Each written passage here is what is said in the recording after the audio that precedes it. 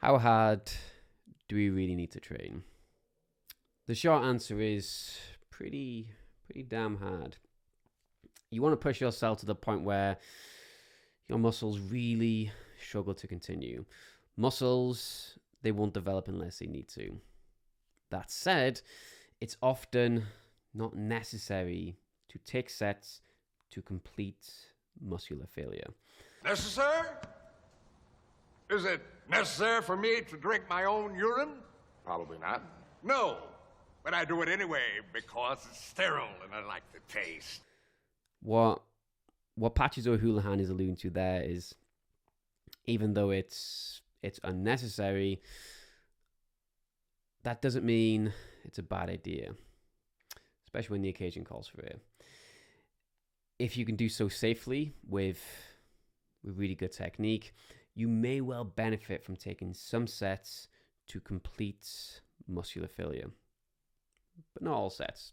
Certainly not all exercises. Some exercises are much better suited than others. Curls, for example, tricep extensions, lateral raises, and other isolation exercises can be pushed much closer to muscular failure or to complete muscular failure, and done so safely with impeccable technique. Whereas big compound-based movements like barbell back squats and deadlifts are better stopped a few reps shy of failure to avoid technique breakdown and injury. And it's only on the final set of an exercise where it can be appropriate to rep out to failure. If you reach failure on your first set of an exercise, the fatigue will negatively impact your performance and ultimately subsequent sets. This means volume takes a huge hit. Volume being total work, weight times reps times sets, and more volume equals more gains. So it's in our interest to avoid things that negatively impact this, like destroying ourselves on the first set. But don't be mistaken into thinking you can take it easy. We know that the last few reps of a set are the most effective reps. So don't cut yourself short by calling it a day too soon. Now, if we look at the research, we can find some studies supporting the idea that going to complete muscular failure will elicit the most gains, and others showing no real difference. And I even found one showing that going to complete muscular failure being slightly worse for gains. The scientific consensus is to push yourself just shy of muscular failure, leaving only 1 to 3 reps in the tank. And the final set of an exercise wants to be particularly close to failure. You'll find some experts stating that you should always go to muscular failure.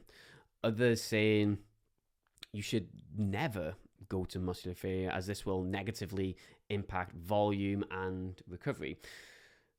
The truth of what's optimal is it's between those extremes, pushing yourself super close to muscular failure, but not taking yourself too far to the point where you spend the next 4 days recovering from your session, or worse, get injured.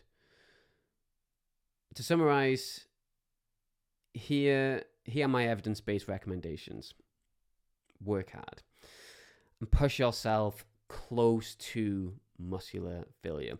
You don't need to go to complete muscular failure, but you want to be damn close to it, leaving only 1, 2, or most 3 reps in the tank. Too many reps left in reserve means you'll miss out on the most effective reps of the set. The final sets of each exercise want to be especially challenging. And if it's an isolation exercise where you can maintain good technique, you can even take the final sets to complete failure. But don't surpass technical failure, so technique breakdown in the pursuit of hitting that muscular failure. Safety first. Training just shy of muscular failure it's not easy. The final few reps before true failure are long, hard, grueling reps. If they're not, then it's possible that you're not truly close to failure. The final reps, just shy of failure, are where the true magic happens. So embrace them, enjoy them.